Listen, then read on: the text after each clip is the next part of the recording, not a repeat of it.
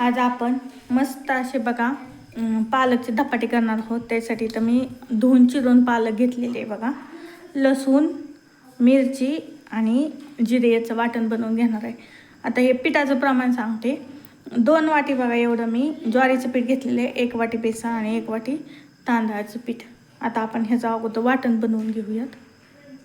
बघा एका ताटामध्ये आपण ज्वारीचे पीठ टाकून घेऊयात। हे तिन्ही पण बघा आपल्याला पीठ टाकून घ्यायचे व्यवस्थित। बघा याच्यामध्ये आपण मिरचीचा आणि लसूण आणि जिऱ्याचा ठेचा टाकून घेऊयात। तुम्ही बघा मिरची कमी जास्त पण करू शकता। तर याच्यानंतर पालक टाकून घेऊयात। बघा चवीनुसार मीठ टाकून घेऊयात।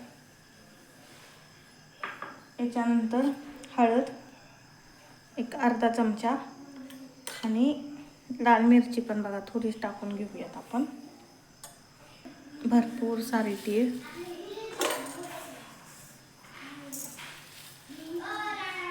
याच्यानंतर थोडीशी कोथिंबीर पण टाकून घेऊयात। आता हे आपल्याला बॅटर व्यवस्थित मिक्स करून घ्यायचे। बघा हे सर्व जिन्नस एकत्र करून घेऊयात अगोदर।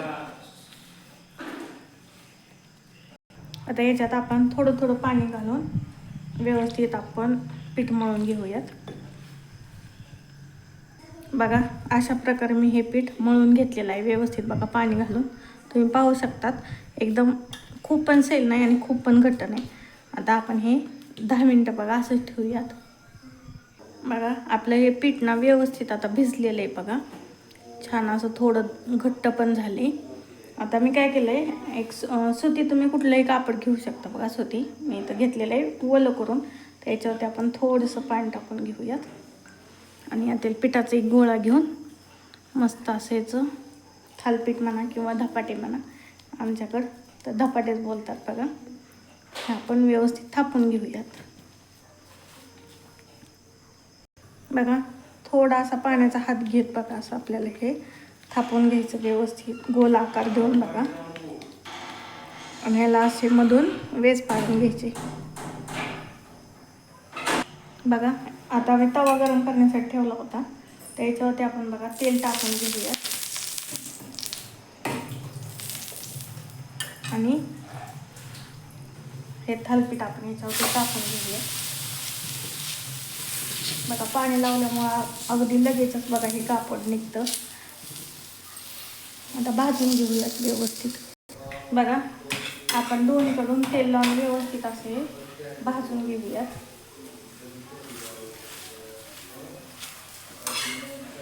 बघा खूप पौष्टिक राहते, त्यात पालकची पण भाजी येते आणि सर्व पिठं मिक्स येतात बघा।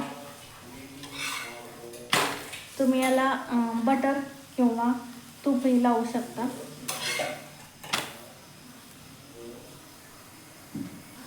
बघा दोन्ही साईडून आपल्याला ना हे व्यवस्थित असं भाजून घ्यायचं आहे बघा। आता आपण हे काढू। बघा मस्त असे आपले हे पालकचे धपाटे तयार झालेले आहेत। तर तुम्ही दह्याबरोबर किंवा तुम्हाला आवडते त्या भाजीबरोबर खाऊ शकता, शेंगदाणे चटणीबरोबर किंवा अशा गावरान लोणच्याबरोबर बघा खूप छान लागतात। तुम्ही नाश्त्यासाठी किंवा आपलं डब्यासाठी बघा हे बनवून नेऊ शकता किंवा लहान मुलांना पण देऊ शकता।